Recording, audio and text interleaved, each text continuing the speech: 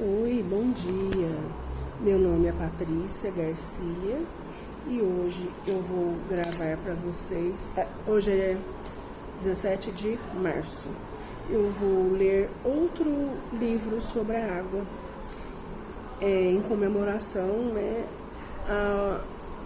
ao mês da água, ao Dia Mundial da Água. Então, o livro que eu vou ler se chama Aventuras de uma Gota d'Água, de Samuel Murgel Branco, da editora Moderna. Esse livro é a segunda edição. Carolina e a Gotinha Falante. Carolina estava com um problema difícil em sua cabecinha de menina de 6 anos. É que seu avô, muito brincalhão, lhe havia perguntado: Carolina, a água do mar é viva? Bem, vovô, eu acho que não. Ela é como todas as águas, só que é muito salgada. Então, como é que ela se mexe tanto, subindo e descendo na praia, formando ondas que batem com força nas pedras? Carolina ficou confusa e, para resolver a questão, decidiu colher um pouco de água no meio de uma onda bem forte. Assim fez. Levou um vidro de compota bem grande à praia, encheu-o até a metade com água do mar e levou-o de volta à sua casa. Assim, poderia ver se, dentro do vidro, a água continuava agitando-se. Após o almoço, colocou o vidro sobre a mesinha de cabeceira, recostou-se em seu travesseiro e ficou olhando, atenta, para ver se a água se mexia. Passado alguns minutos, ela ouviu, um pouco assustada e surpresa, uma voz fraca que vinha da direção da mesinha. Arregalou os olhos e apurou os ouvidos, prestando atenção. Era uma vozinha, quase sussurrada, que vinha de dentro do vidro.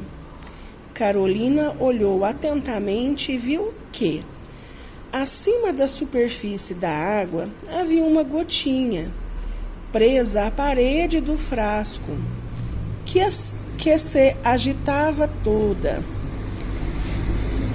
fazendo sinais. Oi, Carolina, abra a tampa, dizia a gota. Carolina abriu a tampa do vidro com todo cuidado, muito surpresa de ouvir a gota falar. Muito obrigada. Ufa, como estava abafado aqui dentro. Desculpe, disse a menina, meio confusa e admirada. Eu não sabia que vocês, gotas d'água, precisavam de ar. Mas é claro que precisamos. Primeiro para respirar e depois para voar.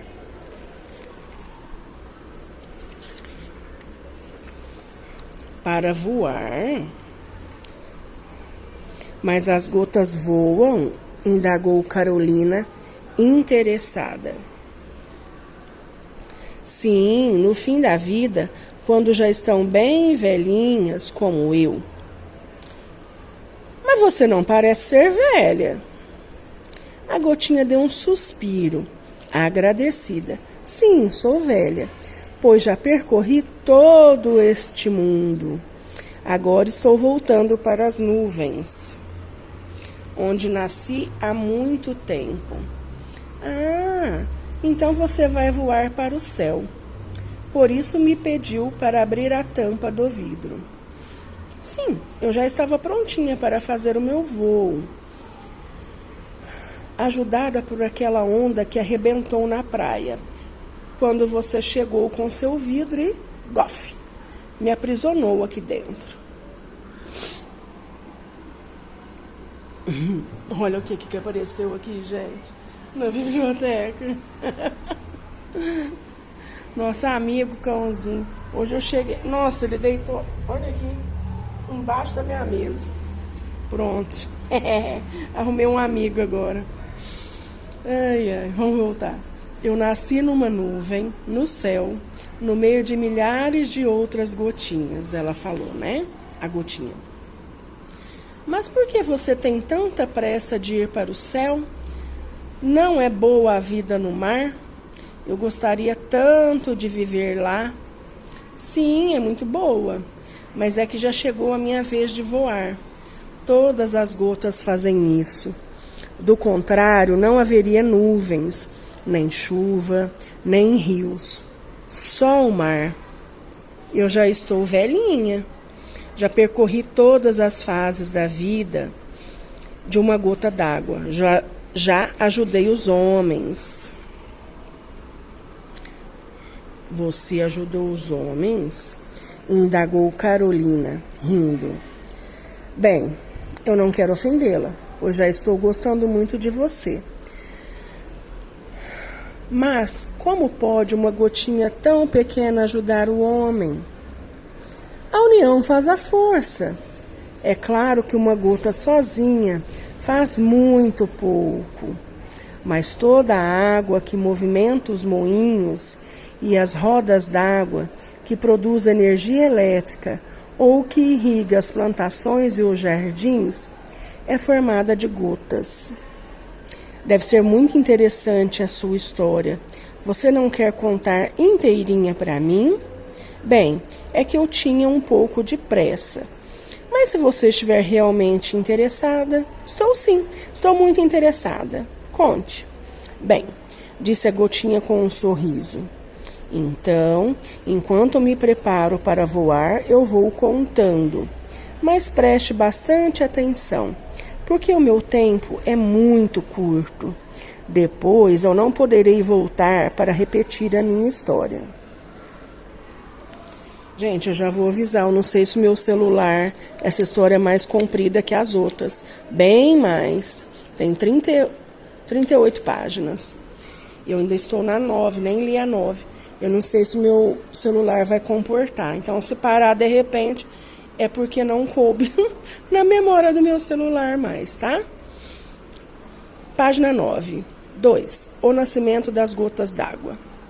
Eu nasci numa nuvem, no céu, no meio de milhões de outras gotinhas.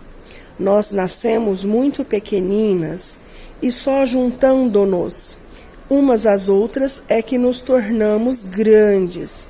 Assim, uma porção de gotículas muito leves e suspensas no ar, unindo-se, formam uma gota que, quando pesada, cai. Uma porção de gotas irmãs caindo juntas de uma nuvem formam a chuva. Que interessante, mas nós não podemos ver as gotículas? Perguntou Carolina. Podem sim, às vezes a nuvem é baixa e encosta no chão. É o que vocês chamam de neblina. Quer dizer que quando há neblina, não vai dar para eu acho que não dá para vocês verem, mas essa ilustração é de uma neblina. Eu estou dentro da... Não, vou voltar. Quer dizer que quando há neblina na serra, eu estou dentro da nuvem? Página 10. Sim, e aí você pode ver as gotas nascendo. No próprio para-brisa, quando o automóvel atravessa a neblina, você vê as gotinhas se juntarem, formando gotas que escorrem pelo vidro. Ah, então eu já vi, disse Carolina, emocionada. Já vi as gotinhas nascerem. Pois é, mas de uma forma ou de outra, seja na forma de chuva, seja na de neblina, as gotas atingem o chão. Daí elas têm 3 caminhos a seguir. Ou evaporam, isto é, voam e sobem novamente para o céu, formando nuvens. ou se infiltram no solo, isto é, metem-se pelo meio dos grãos de terra, mergulhando para dentro e encharcando-o, ou escorrem sobre o solo, principalmente quando este é impermeável, ou seja, formado de rochas duras ou coberto de asfalto ou cimento. Escorrem para onde?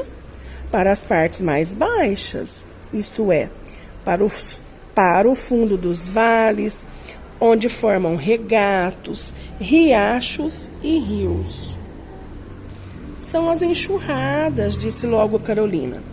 Sim, são as enxurradas que, muitas vezes, nos terrenos inclinados e sem plantas, cavam o solo, abrem sulcos e carregam terra para dentro dos vales e rios, entupindo-os. Por isso seria bom que todas as terras estivessem cobertas de plantas. A vegetação não deixa a terra ser carregada, segurando-a com as raízes. Além disso, as plantas tornam o solo mais poroso, meio esponjoso, fazendo com que a água da chuva nele penetre, em vez de escorrer. E você? Quando cai com as suas irmãs na forma de chuva, que caminho escolheu? Evaporar de novo, infiltrar-se ou escorrer para o rio? Bem, a gente não escolhe o próprio caminho. Se caímos logo no início da chuva, no asfalto ou no solo ainda quente, nós somos obrigadas a evaporar, principalmente quando sai o sol logo depois da chuva. Se o solo é liso, impermeável e inclinado, a gente é obrigada a escorrer. Não consegue segurar-se nos grãos de terra. E, quando segura, o grão se solta e vai junto com a água para o vale.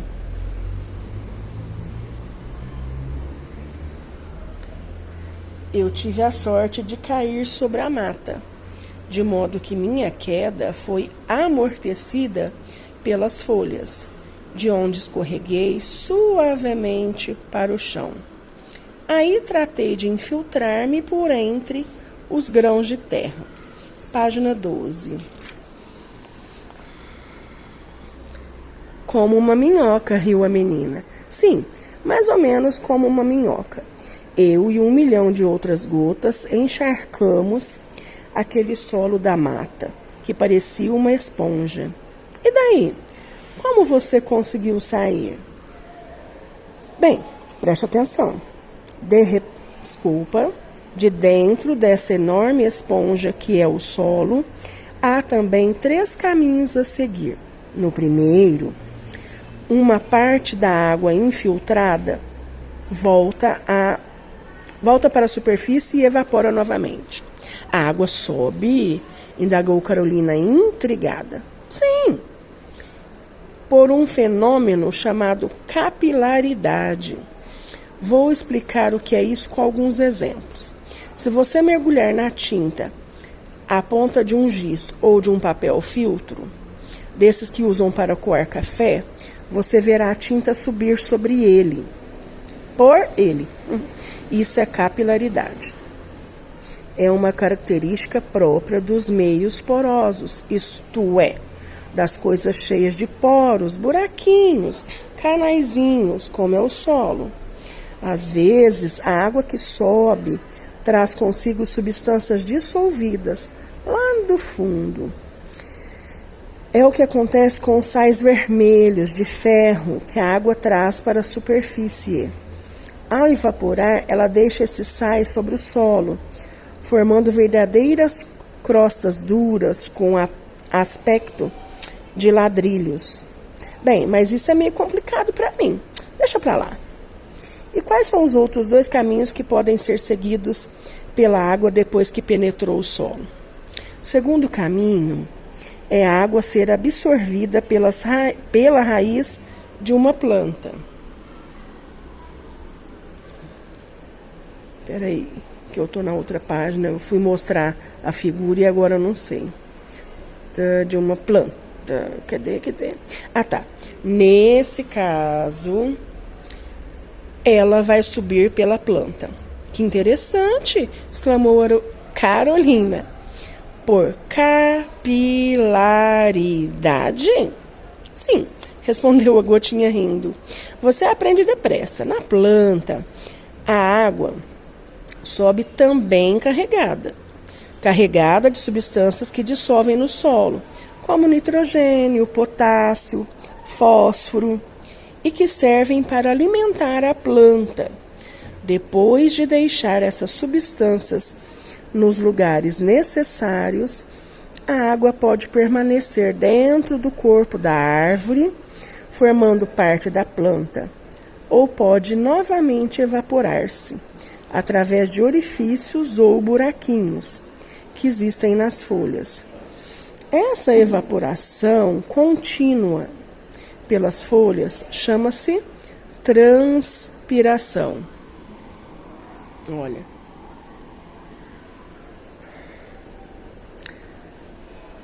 Peraí que eu me perdi de novo. Ah, tá. A quantidade de água que volta ao céu e às nuvens por esse caminho pode ser muitíssimo grande em uma região coberta de matas, como a floresta amazônica ou as matas da Serra do Mar. Página 13. E você? Foi por esse caminho? Perguntou Carolina. Não, eu segui um outro. O terceiro, que é o mais longo e mais complicado. Por isso eu sou tão velhinha e conheço tanto o mundo. Página 14. 3. A formação dos rios. Quando a água penetra no solo, ela vai descendo até acumular-se em uma camada encharcada, que recebe o nome de lençol freático ou lençol subterrâneo, continuou a gotinha. Eu sei, é um rio que corre dentro da terra, de onde sai a água dos poços. Não é bem isso. Não há rios subterrâneos, isto é, águas que correm livremente embaixo da terra, a não ser em cavernas. Desculpa. Mas não são as cavernas que dão água aos poços. O que há é uma camada encharcada, como se fosse uma esponja. Você já viu isso na praia? Se fizer um buraco na areia molhada, perto do mar, o buraco se enche de água. Se for longe do mar, você terá que fazer um buraco muito mais fundo para ele se encher de água. Isso é o poço. Se você fizer um corte num morro, onde vai passar uma estrada, e esse corte atravessar a camada que contém água, ela começa a escorrer, formando uma nascente. Por isso é comum encontrarmos nascentes nos barrancos. Página 15. E você foi parar num desses lençóis d'água? Fui. E daí fui sair justamente num olho d'água, isto é, uma nascente no solo. Dessa nascente, eu e minhas irmãs corremos pelo chão, formando um estreito fio d'água, que foi se juntando a vários outros, vindos de outras nascentes até formar um regato ou riacho. Que interessante! E era bom ser um regato? Perguntou Carolina. Sim, eu corria e saltava como um cabritinho. Nesse tempo, eu e minhas irmãs éramos muito novas e gostávamos de brincar como todas as crianças. A nascente de onde saímos estava na encosta de um alto morro, uma serra no meio da floresta. Dali descíamos, saltando morro abaixo, correndo por entre pedrinhas e areia branquíssima. Às vezes despencávamos das pedras, formando pequenas cachoeiras e saltos, ou deslizávamos em corredeiras por entre pedras grandes e muito lisas, como se estivéssemos patinando ou escorrendo por um tobogã. Uma verdadeira delícia. Página 16. E nunca se machucavam? Qual nada, a água é mole. Pode bater nas pedras sem se ferir. Além disso, éramos muito novinhas e, como bem sabe, criança faz todo tipo de diabrura e quase nunca acontece nada. E isso era até muito bom para fortalecer-nos, pois todas essas quedas agitam muita água, fazendo-a borbulhar bastante.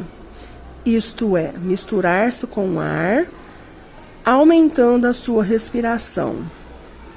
As crianças que correm, pulam e brincam bastante também têm a respiração acelerada e absorvem mais oxigênio, são mais saudáveis. É verdade, são coradas. As crianças, sim. As gotas d'água não são coradas.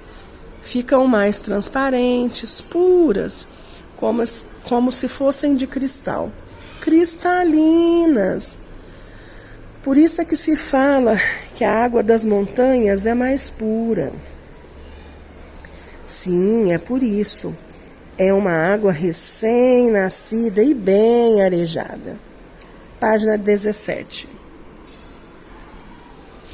E por que, às vezes, a água do rio fica barrenta, turva? Isso acontece justamente por causa daquelas águas que não penetram no solo, mas escorrem sobre a superfície. Quando esse solo não é coberto de plantas, a água, ao correr sobre ele, arrasta grãos soltos de terra, levando-os para dentro dos rios. Eu já vi no sítio, comentou a menina. É a enxurrada. Às vezes até cava buracos. Exatamente, concordou a Gotinha. A enxurrada provoca a erosão, isto é, escava o solo e os barrancos, arrancando e transportando terra para os rios. Já a água que se infiltra, indo para o lençol freático e dali ressurgindo nas nascentes, essa é límpida, transparente, pois é filtrada através do próprio solo. Quer dizer que, quanto menos árvores e mato existirem perto dos rios, mais turva fica